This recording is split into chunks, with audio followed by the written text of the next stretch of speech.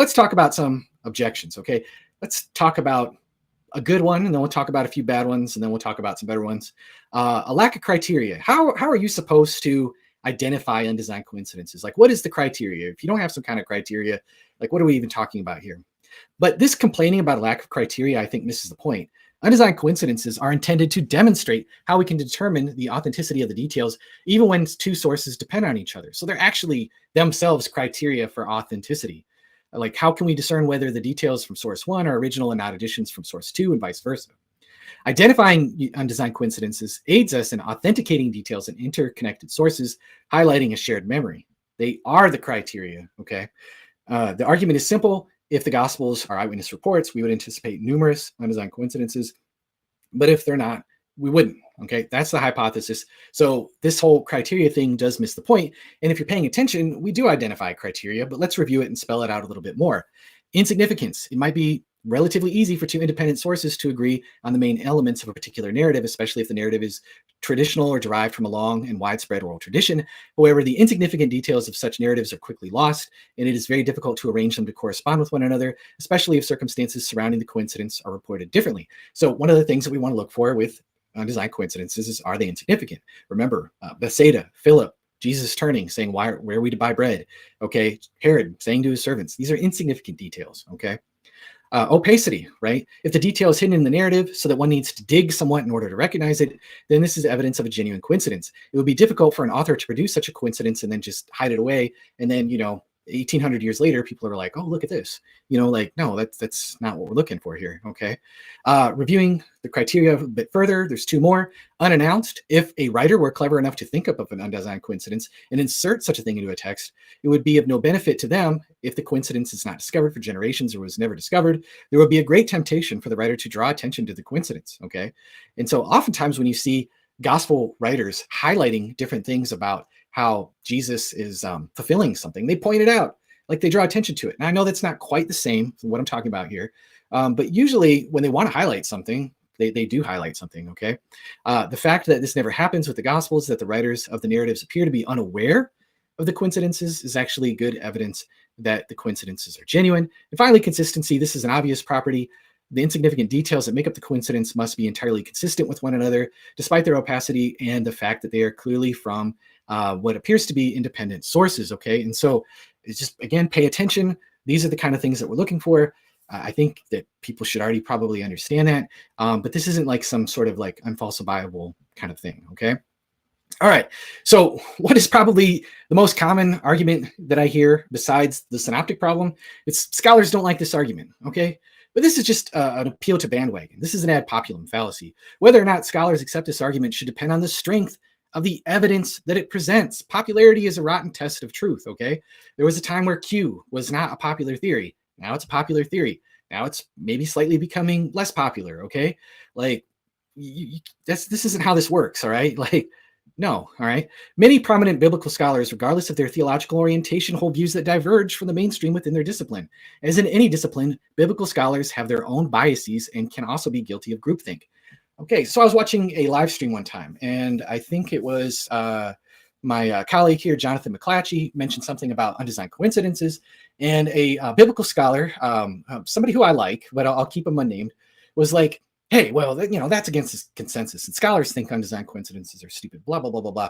And I was like, hey, dude, like, friend, do you hold any views? You're a biblical scholar. Do you hold any views that are outside the mainstream? And they're like, oh, yeah, I could think of probably like almost a dozen off the top of my head. And it's like, right, exactly, right? Like, scholars hold to a lot of different views, some popular, some not so popular views, okay? And so not everybody is just like thinking in line, okay? Biblical scholarship, it's not science, okay? It ain't physics, all right? It's not biology. And even in biology and physics, you still have people who hold different views that are outside of the majority. And so, like, come on, like, why are we having such a herd mentality? I don't like it. All right.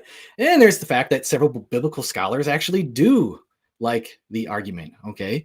I'm not going to read this whole entire list of biblical scholars, but Craig Blomberg, I'm sorry, he's a biblical scholar. Craig Keener is a biblical scholar. Daryl Bach is a biblical scholar. Peter J. Williams uses the undesigned coincidence argument, even though he didn't. These are just names of people who endorsed Lydia's book on undesigned coincidences. This isn't even listing the scholars like Stanley Porter and others who have endorsed Lydia's other books, which include undesigned coincidences. Okay, you have Dr. Paul Barnett, a biblical scholar in Australia, is very respected. I've seen him use the argument from undesigned coincidences, even though he didn't even use it by name. I have his books. He does it. He uses them. Okay. Leon Morris, same exact thing, right? He's written commentaries on the Gospel of John and different things like that. He's used undesigned coincidences. And so maybe it's not a majority view, okay, but the people who are aware of the argument and are open to it, they're not like just tossing it out the window, okay? And so let's not do this, this isn't a counting noses thing, but let's just not say that no scholars like the argument whatsoever, okay? But Lydia McGr, she's the one who's popularizing this argument, and she's a fundy, and she's not even a biblical scholar. She's just like published in philosophy journals and different things like that. And come on, this is the mean girls objection, okay? This is basically like, you're not part of the group kind of thing. This is just ad hominem, okay? Besides her books being endorsed by many prominent biblical scholars, I already mentioned like Stanley Porter, Craig Keener, and others, Lydia has extensively published in the area of philosophy, probability, and epistemology. She's also had multiple double-blind, peer-reviewed articles accepted in biblical scholarly journals, such as Themelios and the Journal of Greco-Roman Christianity and Judaism. Like, come on, guys. Shaming somebody's credential shaming, or appealing to her religious motivations says absolutely zero about the merit of her actual arguments. Zero, nothing, bupkis, nada, none, okay? Grow up, okay? This displays clear outgroup bias. A specialist in the field of epistemology might entertain this in your noodle for 5 seconds, might provide valuable insights into the field of biblical studies, which is plagued with epistemological problems, using arguments from silence, all kinds of other issues, fallacious reasonings that are just clear patterns. See my stream that Lydia did on my channel about some of the bad habits of biblical scholars. Somebody with that background, with that training, just might be able to offer a good outsider critique. And instead of like being, shunning that person, we should at least like entertain what they have to say for a minute and actually engage with the material and not just do this outgroup bias thing and this ad hominem thing. It's silly. Okay. If I'm animated, it's because it just gets old. It gets old seeing it. And she's not going to say it. Nobody's asking me to say it. I'm just going to say it. Okay. Mendel. Let's talk about Gregor Mendel, the Austrian monk who made significant contributions to the field of genetics, right? You ever heard of Mendelian genetics? Guess what? He had no formal training in genetics or biology. He was a priest. He was a high school physics teacher, and he was never even a certified teacher. He actually failed his oral exam twice, but his meticulous examination and observations laid the foundation for our understanding of how traits are inherited. He went largely unnoticed during his own lifetime to later recognized as being one of the cornerstones of modern genetics, even though he didn't possess formal credentials in the field. So just stop with the credential shaming, okay? Like just grow up. All right. This argument is old. Okay. This is another garbage objection. Okay. This is chronological snobbery. Dismissing ideas or practices from the past solely because they're old assumes contemporary beliefs that are inherently superior. It's a flawed argumentative approach as it fails to critically evaluate the merit of historical perspectives and ignores the potential wisdom and context of their times. And so you can't just say, well, this argument's old, okay? It's from the 1800s, and it was by some apologists named J.J. Blunt, William Paley, like those guys, big deal. Like, so what? It's old. Scholars have moved on. Well, I'm sorry. That's not attacking the argument and any of its merits, okay? You can't just assume, well, the argument was debunked because it's old, okay? Who were the people back then who debunked the argument, and show me what they said? Good luck. You're not going to find it, okay?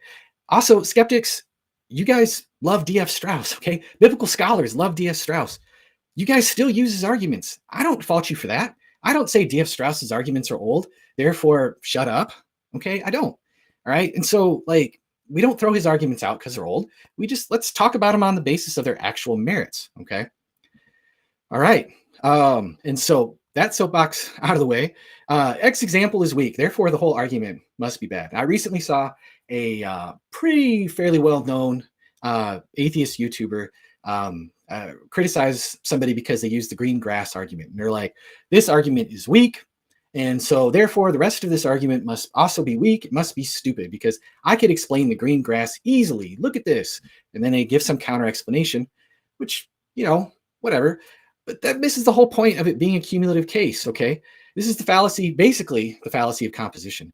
This fallacy occurs when someone assumes what is true for one part of a whole must also be true for the entire whole. But you can't conclude from one example in a cumulative case that it's weak, and therefore the entire cumulative case therefore must be weak. This is a fallacious form of reasoning because the strength of a cumulative case depends on the combined weight of all the individual pieces of evidence, not just one, okay?